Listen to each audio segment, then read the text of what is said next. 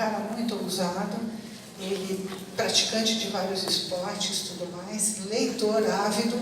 Ele falava tão rápido, um pouquinho mais que você. Porque ele era, assim, 80 anos, ele estava lá. Ele teve um acidente de esqui com 70, porque resolveu fazer esqui aquático pela primeira vez, estourou o nariz. Aí não teve paciência de fazer a plástica, teve que fazer 3 plásticas, porque ele assoava o nariz caía. Então aquele homem super atlético, assim, ficou com o narizinho, segundo a minha mãe, de Michael Jackson. E ela ficava brigando com ele. Então eles tinham um casamento que era uma dinâmica super legal, entre 2 pessoas absurdamente diferentes, porque minha mãe jamais aprendeu a nadar, por exemplo, e meu pai era campeão de natação.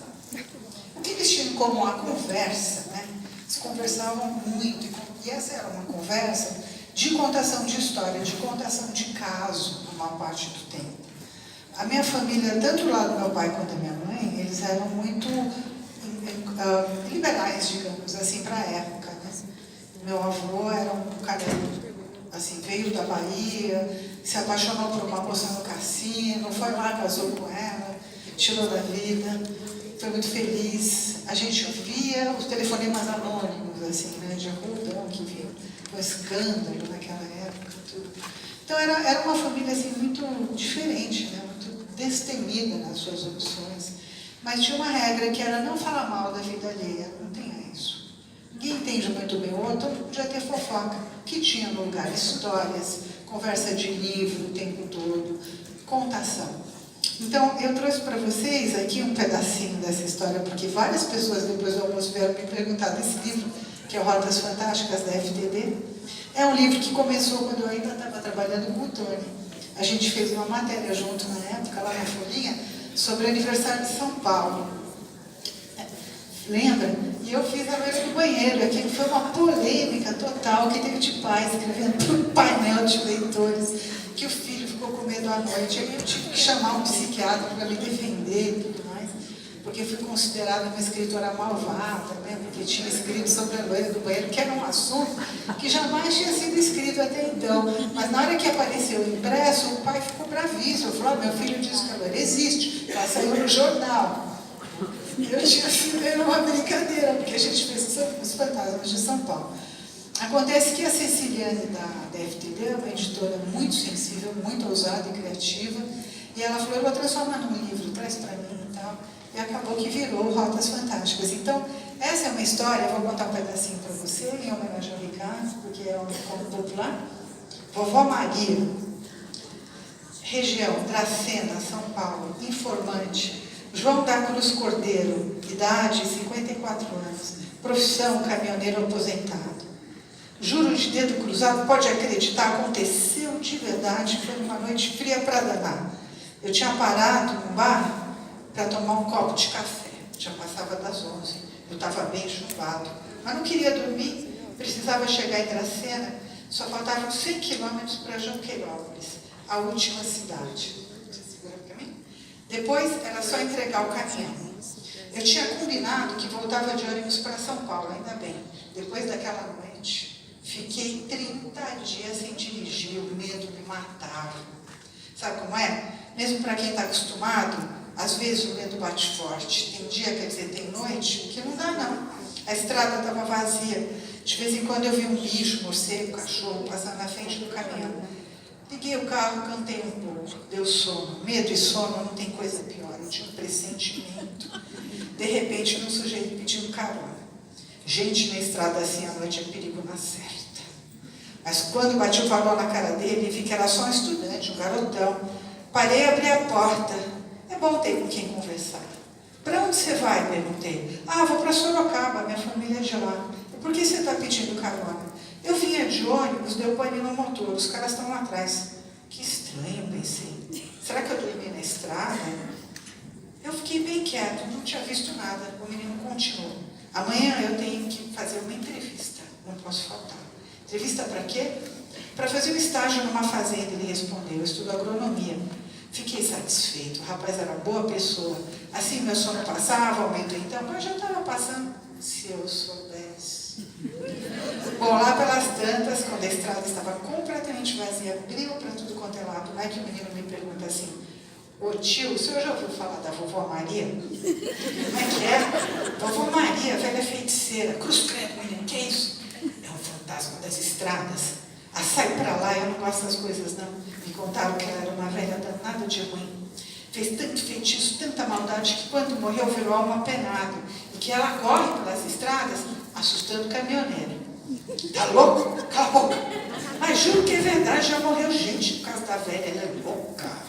Ela quer fazer crueldade. Eu já estava ficando bravo com o menino. Escuta aqui, garoto. Ou você cala essa boca. Eu vou ter que parar o caminhão e mandar você de volta para a estrada. O menino se assustou, minha cara estava suada. Ele concordou. Tá, tio, tudo bem, não fiz por mal. Desviei o olho da estrada por 1 minuto para ver se o moleque estava sendo sincero comigo. Pronto, passou 1 minuto. Tio! O garoto gritou, quer dizer, berrou mesmo, se encolhendo todo, a cara ficando mais branca que farinha, a boca aberta, rasgando a bochecha. Meu cabelo ficou de pé, inteirinho, pior que perdigado. Porque quando olhei para a estrada, e o pior de tudo é que a gente estava no meio da encruzilhada, o farol bateu numa velha. Cabelo branco, comprido, solto, voando, a mão erguida para o céu. Que é isso? Gritei. A velha veio para cima do caminhão, abriu a boca, não tinha dente. Pisei fundo no acelerador, deu cavalo de pau. O caminhão só parou quando entrou no barro. Olhei para o menino, tinha desmaiado. Tomei o pulso, estava vivo, graças a Deus. Olhei para minha cara no espelho, horrível. Eu parecia uma assombração. Será que a gente tinha morrido? Será que eu já tinha passado dessa para um melhor? Belisquei o braço, doeu, não, estou vivo. E o caminhão, e a velha? Respirei fundo, contei até 10, desci. Voltei para o caminhão, as pernas tremiam tanto que eu não conseguia andar. Mas escuta, o que você está parecendo uma mulherzinha? Se bem que a minha mãe que era macha, né? Aí se ela me visse desse jeito, tremendo, feito bebê, respirei fundo, contei até 30, desci, consegui andar, respirei de novo, estou vivo mesmo, examinei o caminhão. Só tinha amassado o para-choque, nada demais. E a velha? Ai meu Deus! E a velha? E se ela morreu? E se a velha foi parar embaixo da roda? Não, a roda lá não estava. E se eu achar a velha morta, estendida no meio da estrada? Caí no chão de medo, perna bamba, de novo, respirei fundo, contei até 30, andei até a estrada, nada da velha. Tio! O grito de horror. Fiquei de cabelo em pé. Era o menino, tinha acordado. Tio, foi a velha, a fantasma, a gente está morto. Bem, uma coisa era certa, o menino estava pior que eu. Quando a gente tem medo, só uma coisa resolve. Outra pessoa com mais medo ainda. Resolvi ajudar o garoto. Calma, não aconteceu nada. Não tinha velha nenhuma, foi só impressão. Foi não, tio? Eu vi. O senhor viu também. Ela estava no meio da encruzilhada. Foi só impressão, menino. Descanse aí. Quando der a gente parar num bar, você se machucou? Não, tio, eu estou inteiro. O menino ficou calado, olho arregalado, colado na estrada. Liguei o rádio. Ficamos um tempão sem dizer nada. Resolvi puxar uma prosa. Tá com pena do menino, né? Mas que susto, hein? Tio, o que foi, menino? O senhor está ouvindo? Ouvindo o quê? Esse barulho aí. Que barulho é esse? Tá, tá, tá. Tio, tem alguém batendo no vidro. Não é não? Tá, tá, tá. Tio, o que foi agora? O barulho piorou. Tem barulho nenhum. Tio, diga aí. Eu estou com medo. Medo do quê? Medo de olhar para trás. Por quê? Por causa do barulho. Que barulho nada, você que é um medroso. Então, tio, o senhor olha e me diz. Eu não vou olhar. Eu tenho que ficar de olho na estrada. O tio está com medo. Eu não tenho medo de nada. Tem não? Então vamos olhar. Vai, eu olho pelo retrovisor. Eu vou virar a cabeça. Só que nenhum de nós virava. Nenhum de nós tinha coragem de ver o que é que estava batendo no vídeo de trás, que dava para caçamba. Vamos contar até 3. 1, 2, 3. Socorro! O negócio era tão feio que fica difícil de descrever. A velha, horrível, desdentada, desgrenhada. Valha-me, socorro, alguém me ajude. Ela gritava. Foi pé na tábua para valer. Rezei para São Cristóvão, o menino só chorava. A gente vai morrer, tio, chegou a nossa hora. Eu não dizia nada, o negócio era correr sem parar, até que chegavam em algum lugar. Minhas mãos tremiam, a perna bamba, suor escorrendo feito um rio. Meu cabelo estava tão encebado que nem arrepiava. O menino se contorcia todo, foi ficando enroscado, feito um caracol. Eu já nem ouvia direito o que ele falava e a velha gritava. Até que vimos uma luz na escuridão, um posto de gasolina do lado da estrada. Comecei a rir feito um louco. O menino então ria tanto que quando a gente estacionou ao lado da bomba de gasolina, o frentista perguntou: vocês beberam? vieram de alguma festa. Quando recuperamos o fôlego, eu disse assim, não, só peço um favor. Eu te dou uma ótima gorjeta. Tudo bem? Sobe na caçamba e vê se tem assombração. Tá certo, eu sou baixo, o senhor está variando, esse negócio está esquisito. Fechei os olhos e fiquei à espera. O menino voltou a enroscar o corpo. Pá, pá, o frio passou pela minha espinha. Custei abrir o olho, mas era só o frentista. E ele ria muito. O senhor deve estar feliz. Como é que é? Por causa dela. Antes de dizer essas palavras, o frentista trouxe a velha perto do fio da estrada. Minha avó sumiu. Ela está dizendo que o senhor salvou a vida dela. Ela disse que estava perdida e o senhor a resgatou. Tá louco? Eu não quero saber dessa velha, não. Nisso, já estava juntando mais gente em volta do caminhão. Vi que um outro homem foi levando a velha para dentro do bar. Eu nem percebi que ela entrou no caminhão. De onde é que ela veio? Sei não. Mas ela disse assim, que ela vai estar sempre perto do senhor. Vai nada. Vai nada. Sei lá, comentou o frentista. Eu não entendo porque vocês estão com tanto medo. Ela é só uma velhinha, uma coitada. Mas como é que ela chama? Ela disse para você, vovó Maria.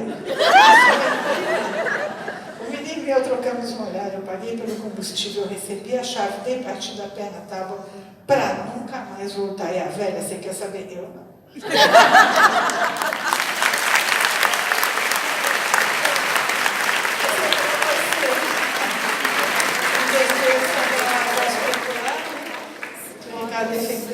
Essa era uma história que meu pai e minha mãe contavam para a gente na fazenda, né? A gente ouvia todas as noites. Então, uma coisa que vem a literatura para mim, ela nasce da voz, da escuta, né? Da escuta das histórias. Eu morava perto, ficava em Marília, depois também passava tempo no Mato Grosso, mas a família do meu avô, na realidade, veio da Bahia, né? Do Nordeste. Então, era história de Lampião, era história o dia inteiro. Se eu ia andar a cavalo, eu ficava ouvindo cantigo, ouvindo parlenda, né? E a minha mãe com as histórias de terror, essa é uma história típica da minha mãe, e ela contava como ninguém, assim, há pouco antes dela falecer, ainda no Natal, ela, a família inteira, com minhas sobrinhas e tudo mais, ela começou a cismar que tinha um fantasma lá na televisão. E ela dizia, foi depois que ela tinha o chamado, e ela era tão convicta que todo mundo dormiu com luz acesa, ficou com medo, porque ela ia contando assim, desse jeito. Então, essas vozes que a gente tem que capturar no nosso país, eu acho. Porque nós não estamos ouvindo esse jovem. É uma história típica de jovem. E eu comentei de manhã que eu fiz a leitura dessa história, entrei num colégio de periferia e cheguei lá, as adolescentes com aquela cara de mão de olho de manhã, um super frio, todo mundo assim, meio... Eu peguei e li essa história, foi um sucesso, todo mundo risava, se identificaram e tudo mais. E a professora me deu uma bronca, a coordenadora. Falou assim, escuta, você é uma escritora, por que você está falando esse português? Tem que falar bem com esses meninos. Não é contar, falar desse jeito, então, por favor, tenha mais compostura. Eu disse, olha, eles gostaram, para mim isso é o que valeu.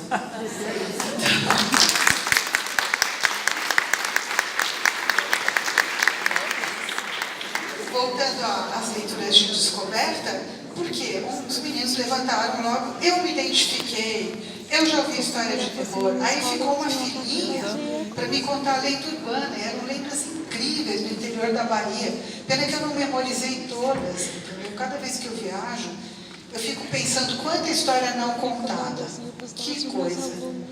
Qualquer lugar que você vai, as pessoas contam coisas, mesmo em São Paulo, né? Eu gosto de ouvir.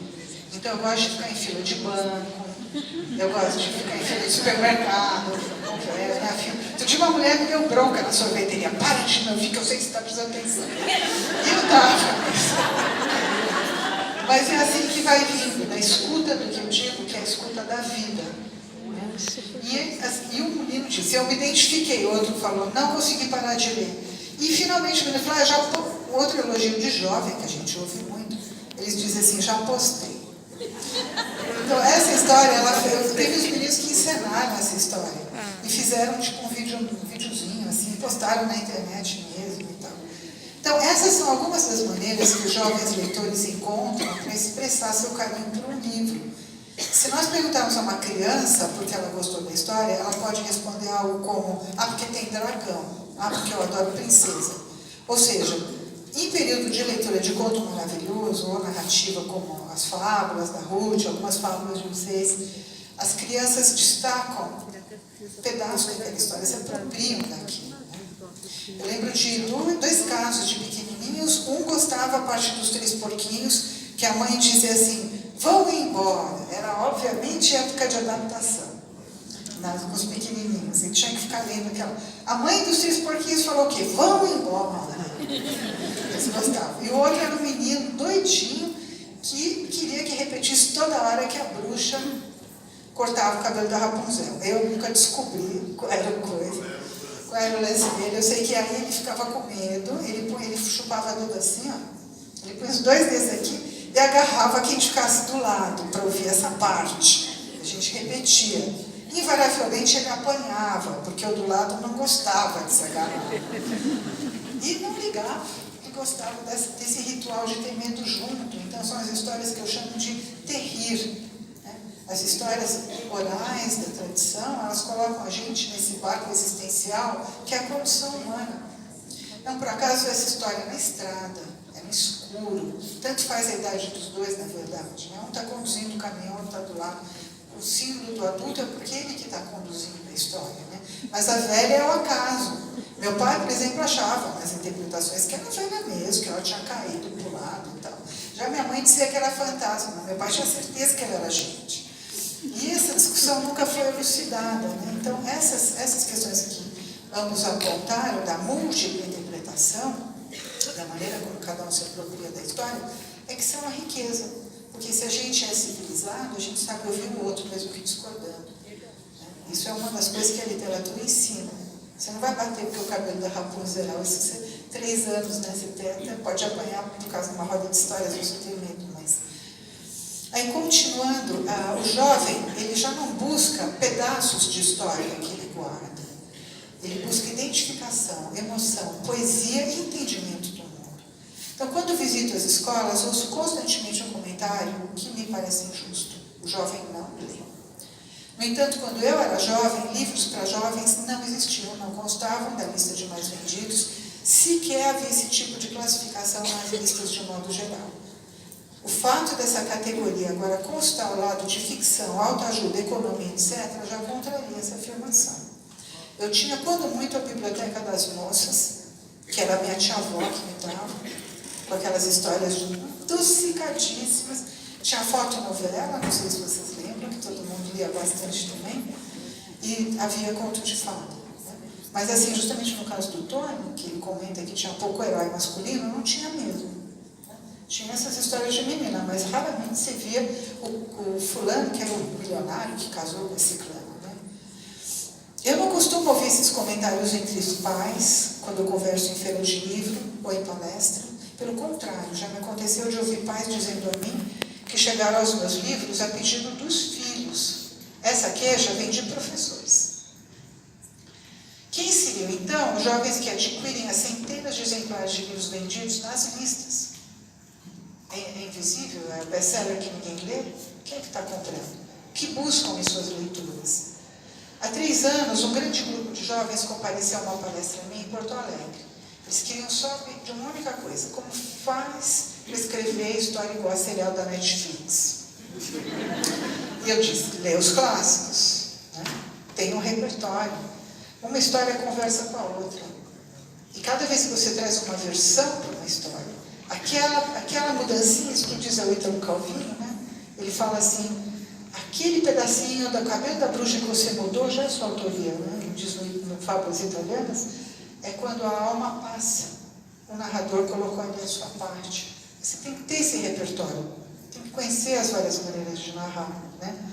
Então, séries em voga, como Game of Thrones, por exemplo, elas bebem da fonte do Shakespeare, basicamente. Ele baseia muito nisso, mas também na mitologia celta, que foi uma fonte de inspiração do Shakespeare.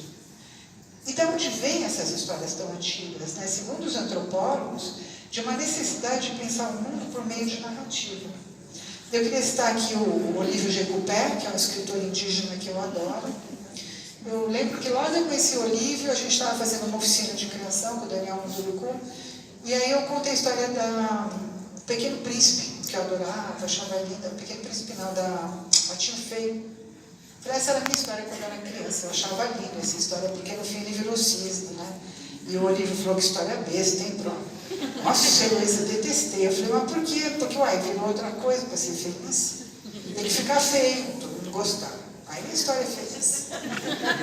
Você tem que virar outro, não tem. Então, você vê que uma mudança da narrativa, o fim da história, cada detalhe, ele muda toda uma maneira de conceber o mundo, porque entre os meninos lá na família do Olívio, se você apostar a corrida e chegar na frente, você perde. Para que chegar na frente? Chegar na frente está sozinho, vamos chegar junto. Então, mesmo assim, entre os chavantes, vocês podem olhar na internet, tem uma molecada correndo, eles têm que correr no mesmo ritmo, senão cai a tora na corrida com árvores, né? E onde está esse conceito? Qual é a graça de chegar na frente sozinho?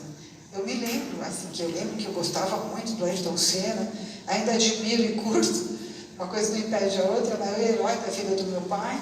E o Olívio falava assim, é bobo demais, o cara vai lá sozinho, se arrebentar pra quê?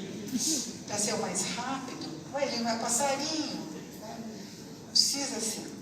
Então, é isso, nos fins das histórias. O que é para nós um final feliz, dependendo da cultura, é um final trágico e idiota. E a gente tem que pensar nas culturas, se deslocando delas, né?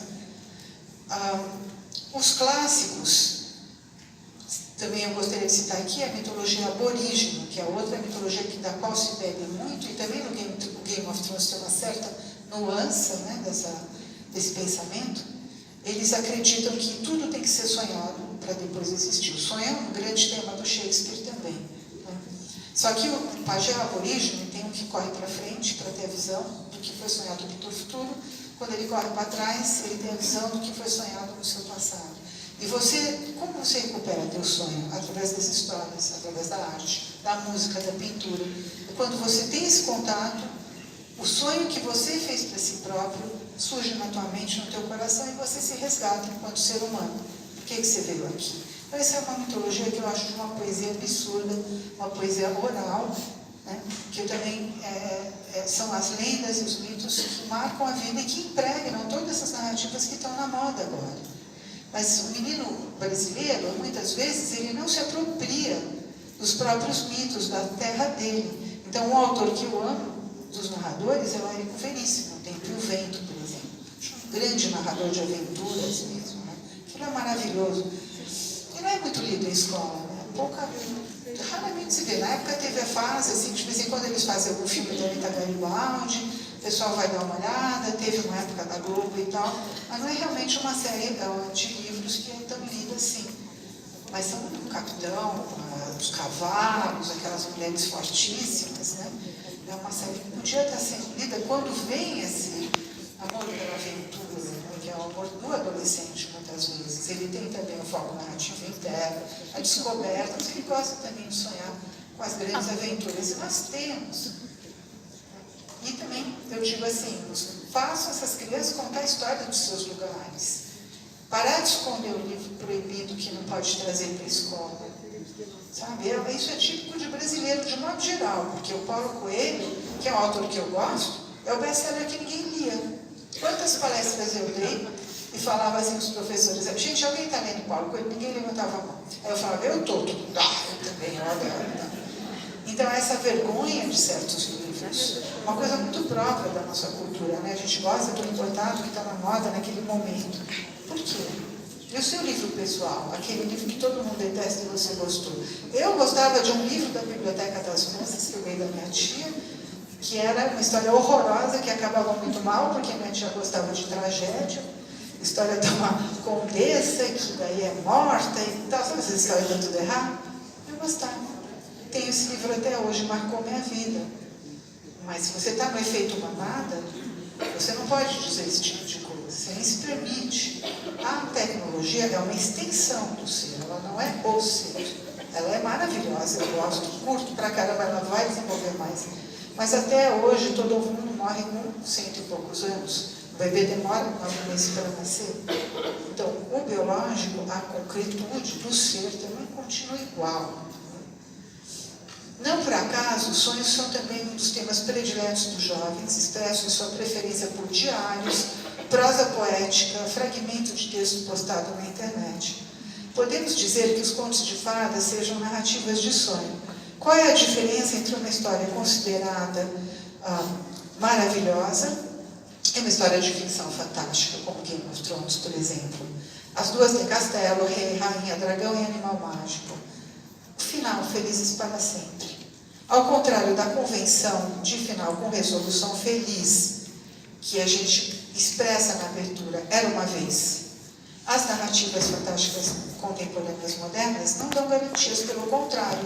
Elas fixam em jogos de poder a força imperiosa da sexualidade, a violência que necessita ser contida, ou seja, temas considerados adultos dentro de um cenário de encantamento. Autores clássicos como Júlio Verne e Alexandre Dumas, nos seus folhetins, eram repletos de lucidez. Então tinha aquela aventura enorme, mas quando você vai ver a construção psicológica dos personagens, é de uma sabedoria. Então não é só porque ele sabe narrar bem, mas é porque ele sabe ver e criar um personagem. Como estabelecer um diálogo criativo entre os clássicos e as obras da moda? Meus leitores na Feira de Livro de Porto Alegre, eles não conseguiam ver uma relação clara entre a importância de ter um repertório literário e a capacidade criativa. Isso quem passa para eles? Os mediadores de leitura. Isso é um desafio do adulto diante desse jovem. Ler pode ser uma atividade autoral, pois a imaginação de cada um acrescenta nuances, dimensões, interpretações às obras. Sem os leitores, nós cairíamos no vazio. A literatura envolve 3 elementos: escrita, livro, leitura. Os mediadores de leitura sendo os grandes agentes criativos desse jogo. Mas para que um adulto consiga acessar o repertório de narrativos que um aluno oculta, ele também tem que ler. Ele precisa ser leitor. Ele precisa refletir, ele precisa ser apaixonado pelo livro. Não precisa exigir unanimidade, não tem que entrar no código binário do gostei, não gostei. Ele tem que experimentar com os alunos.